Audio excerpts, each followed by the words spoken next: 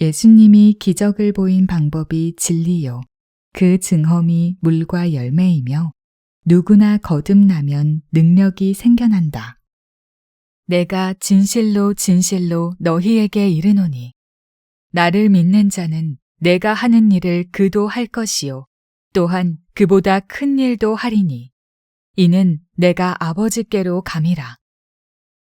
예수님의 말을 믿고 행하여 거듭난 자 역시 그가 행하신 기적을 행할 수 있고 또 그보다 더한 일도 행할 수 있다고 분명하게 말하십니다. 귀신의 도움을 받는 자들도 앞날을 예지할 수 있고 작은 병을 치유할 수 있는데 지금의 성직자들은 과연 무엇을 할 수 있을까요?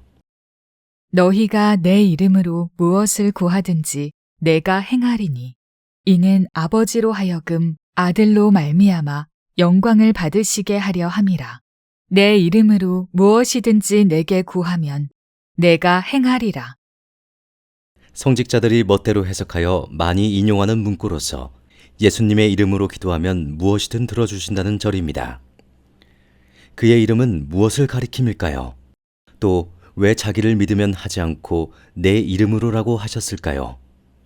독자들도 이제는 알 수 있듯이 진리가 그의 이름입니다. 하여 그의 나를 사랑하면은 그의 진리로 예배하는 행위를 하면이 됩니다. 결코 내 이름이 기도할 때마다 그리스도의 이름으로 기도하옵니다 하며 붙이는 이름이 아닙니다. 이름이란 그와 하나님을 대표하는 진리를 말함입니다. 너희가 나를 사랑하면 나의 계명을 지키리라. 내가 아버지께 구하겠으니 그가 또 다른 보혜사를 너희에게 주사 영원토록 너희와 함께 있게 하리니 그는 진리의 영이라 세상은 능히 그를 받지 못하나니 이는 그를 보지도 못하고 알지도 못함이라. 그러나 너희는 그를 아나니 그는 너희와 함께 거하심이요 또 너희 속에 계시겠음이라. 너희가 나를 사랑하면 나의 계명을 지키리라. 이 말씀은 앞뒤 문장과 연결되어 있습니다.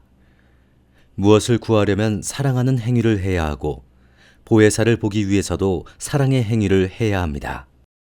그 사랑의 행위가 진리를 행하는 것이고 보혜사는 그 진리의 영입니다. 이 세상은 이치로 인하여 생겨나고 이치로 인하여 멸하는데 그 가장 근원 물질이 신이죠. 동양학에서는 공이라는 눈에 보이지 않는 미세 입자를 전기신의 3단계로 규정하고 그중 가장 극미세 입자를 신이라 지칭합니다. 우리의 영혼에서 영은 신으로 이루어져 있고 혼은 기로 이루어져 신을 둘러싸고 있습니다. 이렇듯 우주 생명의 본질인 신을 우리는 볼 수 없습니다. 이 신을 볼 수 있는 역할을 하는 게 하얀 돌이며 그 돌에 성령이 인치심한다는 겁니다. 사람들은 이러한 과정을 공부하지 않기에 그를 보지도 알지도 못하고 세상의 관념에 젖어서 받아들이지도 않습니다. 세상 사람들이 이를 믿든 믿지 않든 간에 영은 그의 영혼 속에 존재합니다. 그 영혼을 볼 수 있도록 밝게 하는 일이 진리의 행함이며 그것을 내 몸속에서 이루어야 합니다. 나의 계명을 지키는 자라야 나를 사랑하는 자니 나를 사랑하는 자는 내 아버지께 사랑을 받을 것이요 나도 그를 사랑하여 그에게 나를 나타내리라. 이 세상에 수많은 믿는 자들이 있겠으나 이 말뜻을 이해하는 자 몇이나 있겠으며 이 가르침을 따르는 자 몇이나 있을까요? 나를 사랑하는 자는 내 아버지께 사랑을 받을 것이오란 진리로서 예배해야 아버지의 성령을 받게 된다는 것이며 그에게 나를 나타내리라란 몸 안에 물과 열매와 빛을 보는 증언이 나타나게 된다는 말씀입니다. 시끄러운 기도 중에 갑자기 들어오는 이상한 영이 아니라 들고남도 의식하지 못할 정도의 집중으로 바람을 붙이는 중에 차례대로 일어나는 증언이어야 합니다. 이 가르침을 따르지 않고 믿기만 하는 자들은 도둑과 강도에게 속은 것입니다. 예수께서 대답하여 이르시되 사람이 나를 사랑하면 내 말을 지키리니 내 아버지께서 그를 사랑하실 것이요 우리가 그에게 가서 거처를 그와 함께 하리라. 드디어 사랑에 대하여 명쾌하게 정의하십니다. 사람이 나를 사랑하면 내 말을 지키리니 하셨고 그 결과로서 그에게 가서 거처를 함께 하리라 하신 겁니다. 무슨 말을 지킬 것인가요? 앞에서 진리라며 바람 붙이는 방법을 주셨지만 이런 부분들을 방법으로 알지 못하는 곳이 기독교입니다. 그는 바람을 붙였을 때 우리 몸에서 함께 하시겠다는 것입니다. 즉 성령화 되셨으니 그 성령이 우리에게 와서 있어야 할 장소인 거처에 들어앉겠다는 말씀이죠. 보혜사 곧 아버지께서 내 이름으로 보내실 성령, 그가 너희에게 모든 것을 가르치고 내가 너희에게 말한 모든 것을 생각나게 하리라. 예수님은 대략 13세 이후 사라지셨다가 29세쯤 다시 나타나신 것 같습니다.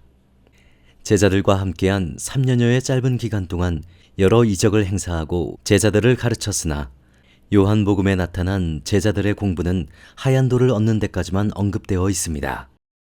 그 이후 과정에 대하여도 몇 단계를 언급하셨으나 제자들은 충분하게 이해하지 못한 것처럼 보입니다. 이에 예수께서는 성령의 인치심을 받은 보혜사가 와서 자신이 가르친 내용을 보충해 줄 것이라 예언하셨습니다. 내가 갔다가 너희에게로 온다 하는 말을 너희가 들었나니 나를 사랑하였더라면 내가 아버지께로 감을 기뻐하였으리라. 아버지는 나보다 크심이라. 이 말씀에서도 그가 진리를 행하였음이 드러납니다. 그가 아버지와 하나 되기 위해서 진리를 행하였고 그것을 배운 제자들은 그 과정을 알았을 테고 마땅히 예수께서 갈 곳도 알았기에 기뻐하셨으리라는 것입니다. 이처럼 우리는 하나의 목적을 가지고 이 세상에 왔던 것이며 그곳으로 돌아가는 길을 걷는 것이 이번 생에서 해야 할 일인 것입니다. 오직 내가 아버지를 사랑하는 것과 아버지께서 명하신 대로 행하는 것을 세상이 알게 하려 함이로라. 일어나라, 여기를 떠나자 하시니라. 그가 아버지를 사랑하는 것은 진리를 행하였다는 것입니다.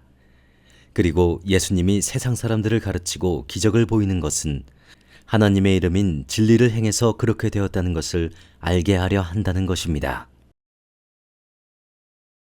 예수님을 따름이란 그가 가르친 방법을 따르는 것이지 믿고 의지함이 아닙니다.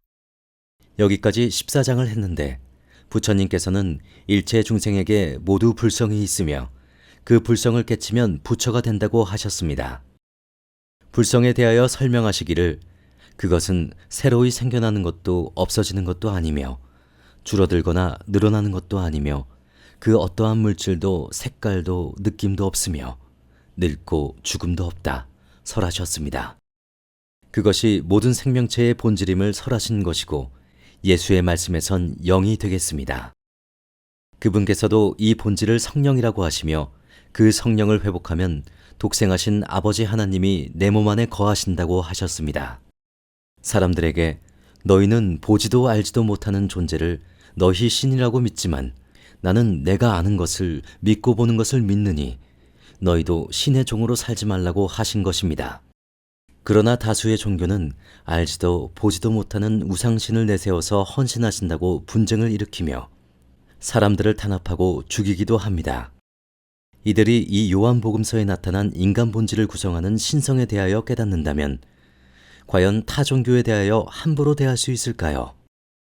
이처럼 인간 본연의 신성은 변함이 없건만 우리는 스스로 마음을 내어 자신을 한정짓고 그것에 갇혀 지냅니다. 아마 다수의 사람은 자신의 몸속에 하나님으로 표현되는 신성이 드러나는 것을 믿지 못할 것입니다. 그러나 수증기가 올라가서 구름이 되고 그 구름 입자가 많이 모이면 물방울을 이루는 것을 우리가 모두 알고 있는 사실입니다. 이렇듯 우리 몸속에도 호흡과 집중 수련을 통하여 에너지를 모으고 그 에너지가 많아지면 구름이 모양을 나타내듯 나의 유전자 정보대로 내 신성이 형상으로 드러나는 것이 동일한 이치임을 이해할 수 있으리라 봅니다. 인간의 사회적, 경제적 위치는 이 공부를 하기 위한 수준으로 맞추면 될 것입니다. 어떤 명예나 부귀도 삶의 본질이 될 수 없습니다.